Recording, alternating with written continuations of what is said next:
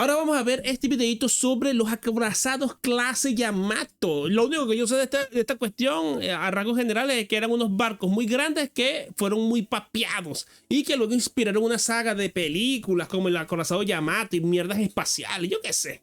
Vamos a ver.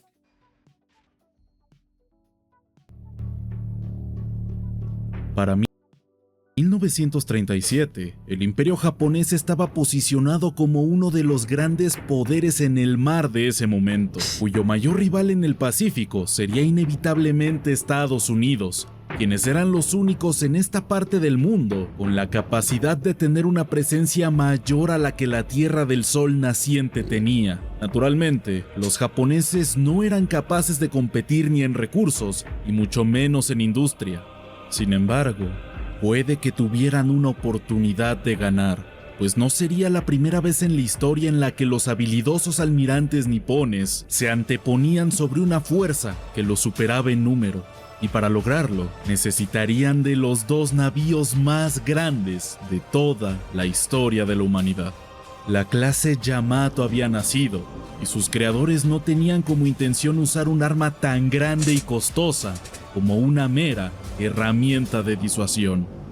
Bienvenidos, queridos espectadores, a una nueva entrega del Viernes de Enfrentamiento Hombre ver, barco grande, hombre ser feliz. Crudo por la tarde, donde volvemos a elevar anclas y nos adentramos hacia el otrora territorio del Yamato. ¿Qué pasó? Y su hermano gemelo el Musashi, las grandes joyas de la Marina Imperial japonesa. Pero vale la pena preguntarse, ¿qué tan útiles podrían resultar un par de superarmas para una nación con apenas recursos? ¿Por qué surgió esta necesidad? Y más importante aún, ¿cuál era su verdadero propósito? Ahora mismo lo vamos a averiguar. Como en cada ocasión, los acompaña su anfitrión Zeus Landa. Y sin mayor dilación, ¡comencemos!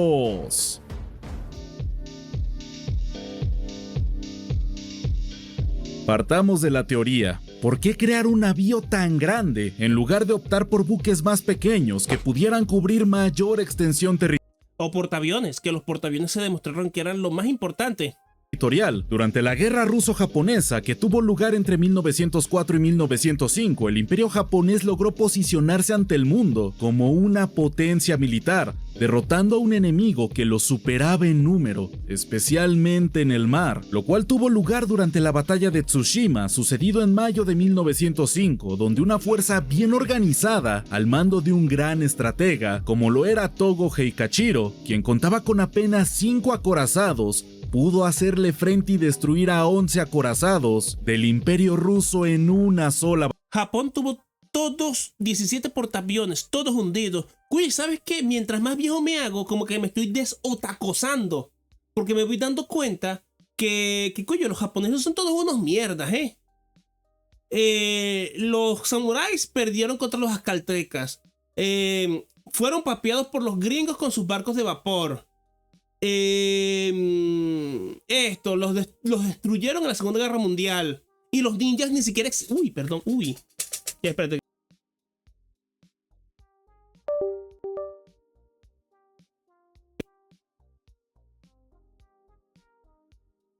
Ahí está. Sí, perdón. Que le jalé el cable y se movió todo. Y lo peor de todo, los ninjas ni siquiera existieron. Entonces, ¿qué tienen los japoneses a su favor? Nada. Batalla. Rusia sufrió más de 5.000 pérdidas humanas además de los navíos mencionados. En cambio, los japoneses no perdieron ninguna embarcación grande y apenas sufrieron 117 fallecidos en todo el enfrentamiento, marcando un punto de inflexión tras solo un encuentro marítimo en todo ese conflicto. Bueno, imagínate, las katanas pierden contra los machetes. ¿Tú me vas a decir que los japoneses tienen algo a su favor? Nada. Provocando el surgimiento de la... Sí, Max, los ninjas como tales, como los ves en las películas y en Naruto, eso no existió. Que habían espías es probable, pero ninjas no. Taikesen, la doctrina de la batalla decisiva, donde tras esta importante e impresionante victoria, los japoneses quedaron convencidos que una sola batalla tenía la capacidad de hacer girar drásticamente el destino de toda una guerra. Y con el paso del tiempo y el desarrollo armamentístico, así como el constante crecimiento de las tensiones entre el Imperio japonés y Estados Unidos, provocaron que para 1937 se completara el diseño de la clase Yamato. Y al igual que hicieron sus antepasados en el ¿Qué carajo? ¿El sushi es portugués? No te creo esa vaina. ¡Buah! ¡No! estrecho de Tsushima, esta clase de acorazados estaba destinada a girar las tornas de la Segunda Guerra Mundial a favor del Imperio japonés, o al menos esa era su intención. Una máquina que fuera no solamente capaz de rivalizar, sino directamente aplastar cualquier navío estadounidense que se le pusiera enfrente, necesitaba ser colosal en todas sus dimensiones y características, y eso es precisamente lo que se puede ver a través de sus especificaciones.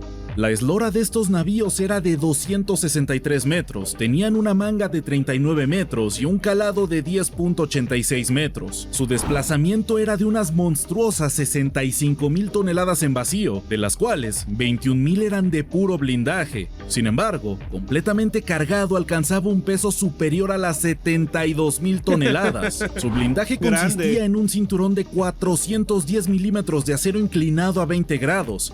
En el frontal de las torretas se alcanzaban los 650 milímetros de blindaje. En los laterales de las mismas tenían un máximo de 381 milímetros.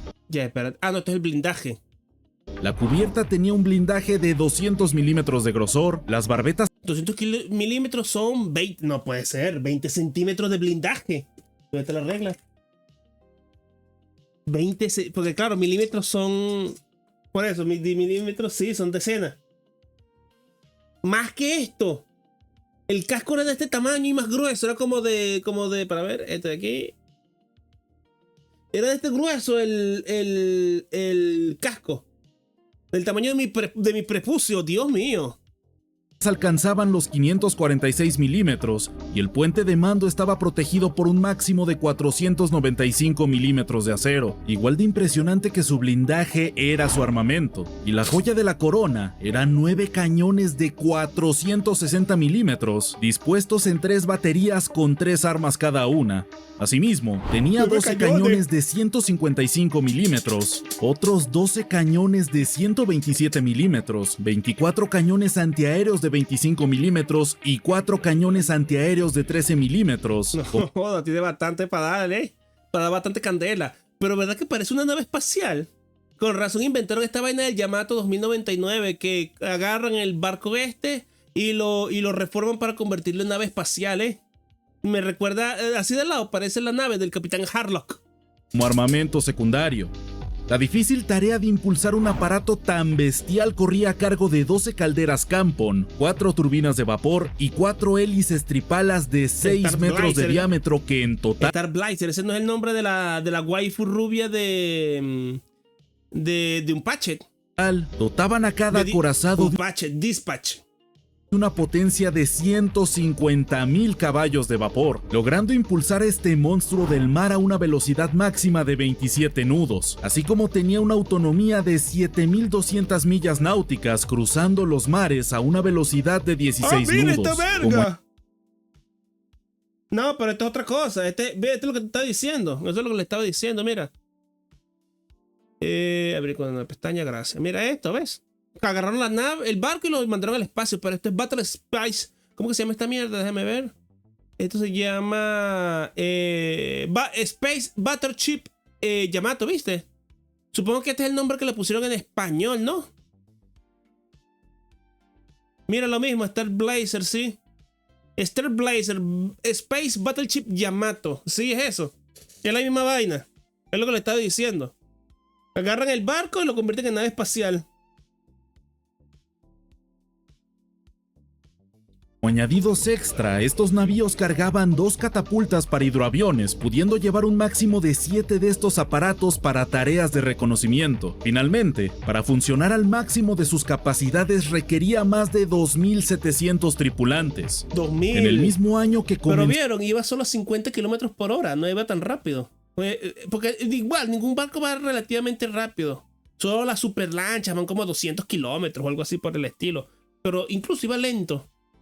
la construcción del primer Yamato, 1937, se pensaba fabricar un total de 5 acorazados de este tipo. Sin embargo, el inicio de las hostilidades con Estados Unidos provocó que solamente 2 fueran completados. El tercero, que llevaba por nombre Shinano, detuvo su fabricación en julio de 1942 para ser reconvertido en un portaaviones que vio un breve servicio en 1944. El cuarto, que no alcanzó a ser bautizado. No, yo lo digo más que nada, yo no sé qué tan rápido era un barco normal, Max, sino yo lo digo porque, claro, uno se sorprende de que los barcos, en especial los de guerra, van relativamente lento. Eso a mí me sorprende. Claro, eso da igual con un portaaviones, que lo importante son los aviones, pero un barco de estos que vaya despacio es fácil, exactamente, es como dice Shone, que es un blanco fácil. Detuvo su construcción en 1942 para reutilizar su metal en otros proyectos, y finalmente, el quinto ni siquiera logró entrar en producción. Con apenas 2 acorazados construidos y botados en 1940, los más grandes jamás vistos en toda la historia, cabe remarcar, se esperaba utilizarlos en lo que parecía ser el culmen del Kanta Ikezen, marcando el momento para la batalla de Midway de 1942.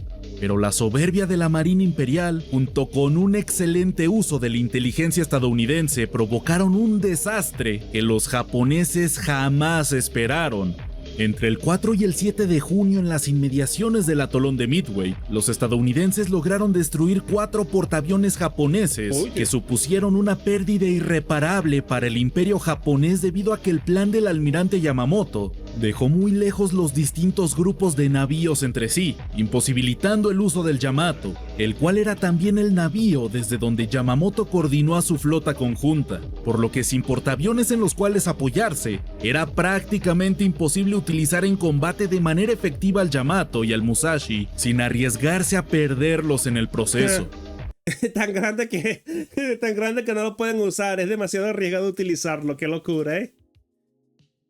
Si bien la batalla de Midway fue decisiva, los japoneses no esperaban que el resultado fuera adverso, y esto impactó directamente en cualquier uso a futuro de estos grandes navíos, pues de nuevo, se construyeron para usarlos dentro de la batalla que decidiría la guerra, y cuando la misma tuvo lugar, ninguno de los 2 colosos que se habían construido pudo disparar ninguno de sus desproporcionados proyectiles.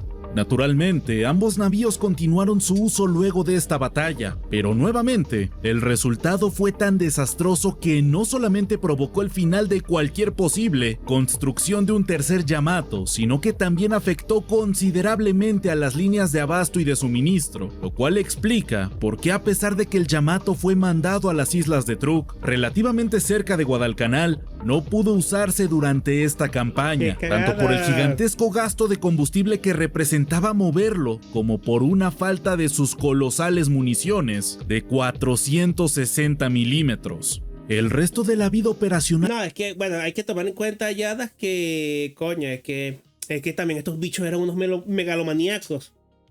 Querían el control del Pacífico. Y ellos, siendo una élite de mierda, tratar de controlar todo el océano era una tarea imposible. Era una locura, era una cuestión fuera de proporción. Por eso que las batallas más sangrientas se dieron en islitas y en atolones y en cosas así por el estilo. El del Yamato fue bastante similar a lo que vivió en Truk. Cuando era desplegado, lo hacía en calidad de transporte de suministros o para negar el mar a los estadounidenses en zonas delimitadas. La única acción en donde llegó a disparar sus cañones en contra de un enemigo tuvo lugar en la batalla del Golfo de Leyte, enfrentamiento en el que también participó el otro navío de la clase Yamato, el Musashi. Y si bien el primero de los Yamato ayudó a hundir un portaaviones de escolta... Mira la diferencia del tamaño entre uno y otro. Pero qué locura, ¿eh? Aquí caben 4 del otro, del chiquito. Y un par de destructores. A cambio de esto, el Yamato fue alcanzado y tuvo que retirarse, logrando esta acción a tiempo, gracias a que su hermano gemelo, el Musashi, estaba siendo cazado por parte de la flota estadounidense y finalmente logró ser hundido el 24 de octubre de 1944, dejando en una situación aún más delicada al ahora solitario Yamato.